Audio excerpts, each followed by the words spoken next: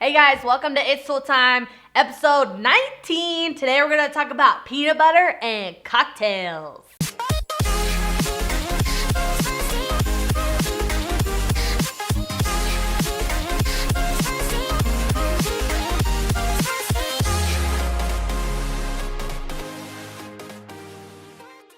Thanks guys for joining me here on the show. So happy to have you guys. And man, we got a good episode for you today. Peanut butter, man. That's like the best thing in the whole world. Like, you're having a bad day, you just think about peanut butter, right? It just makes you happy. Okay, so our first question comes in from Snapchat, and she says, this is probably my favorite question ever. I've been laughing at it now for probably like 5 minutes. And it says, how many protein bars is okay to eat a week to not get fat? All right. How many protein bars is okay to eat a week to not get fat? I'm like, you could have just asked me how many protein bars. Like, oh man.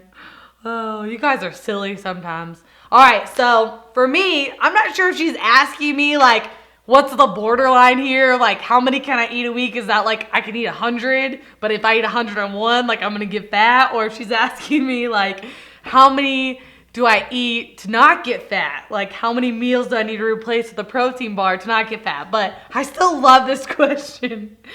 Oh man. So for me, I have a protein bar. I have a Quest bar. No, I'm not like paid to promote Quest. It's just the best, okay? It's just the best out there.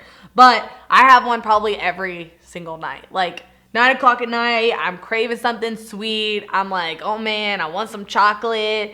And I sit down on the couch and I have a cookie dough Quest bar. And that's probably like every night, right? And that's my favorite one. So for me, I have one time a day, because I think more than that, like, because there's some stuff in them, and yeah, like a lot of them are gluten-free and dairy-free, and if you're gonna go like the all-natural way, like, kudos to you. But I think it's okay to have one as a snack, like once a day. I think more than that, and because a lot of the ones out there have a lot of like weird stuff in them and like chemicals and stuff like that, and you don't want too much of that because it's gonna like hurt your stomach. But I love this question, man.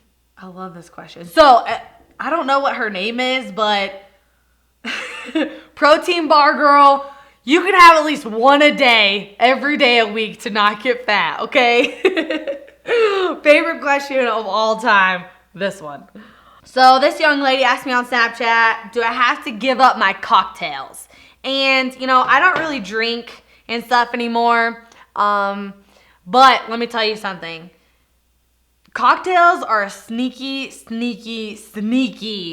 like, calorie crazed, like, just whirlwind, okay? Because you have, like, you know, just from past experience, right? Not now. But from past experience, like, you know, you have one, you're like, oh, I'm good. And, like, one turns into, like, 5, turns into, like, 8, you know? And one cocktail, right, has, like, so much concentrated fruit juice, so much sugar added in. Like, I mean, if you're looking at like a mojito, that's like 80 grams of sugar in like one drink. Now multiply that by like the 6 that you had, right? So that adds up to a lot of sugar. And you know, just like vodka cranberries, like that's like a popular drink nowadays. I mean, the cranberry juice that's in there has like 30 grams of sugar, you know, it's from concentrate. It's not like they're giving you the good stuff, you know what I mean? Like, the straight from the juice are good stuff. So, my biggest thing for you guys, if you're gonna drink and have a few, I would definitely suggest just doing it straight or doing it with, like, carbonated water. So, like, you do it with, like, tonic water, like vodka tonic water, just drink whiskey straight the way it's meant to be drank, okay? That's my other tip. But you just gotta be cautious of the sugary cocktails if you're gonna drink them, if you're gonna have one or two. Like margarita is like 90 grams of sugar in like one margarita, okay? So they will bite you in the butt before you know it. And yes, I would give up the cocktails, just start drinking it straight or drink it with a diet something or with tonic water, okay? That's my best answer. So I noticed that all of your recipes have almond butter rather than peanut butter. Is there a reason why? Would it be horrible if I swapped the almond butter out for peanut butter? So yes, there is actually a reason why I use organic almond butter versus peanut butter. because there's actually a lot of studies on this. There's a chemical called aflatoxin that comes from when peanut butter is made. If you wouldn't believe it, the peanut companies don't use the best quality peanuts to put in peanut butter, right? Because you don't know, you can't tell because it's all mashed up, right? So what happens is on the peanut line, they pick all the best ones to go in like the bags, right? That you can actually like see the peanuts. And then all of the ones that are moldy and that aren't up to par to go in the bags are what is created into peanut butter. So when this happens, peanuts create a chemical called aflatoxin, which is actually like linked to cancer. And like, I know everything's linked to cancer and blah, blah, blah. But it's actually really bad for you. So if you're going to use any type of nut butter ever, make sure that it's organic. Yes, I'm sure organic peanut butter is fine too. But, and I'm not talking like most of the organic peanut butters that like Walmart sells and stuff like that. Like it's not like really natural and organic, right? So make sure you're getting it from a good place.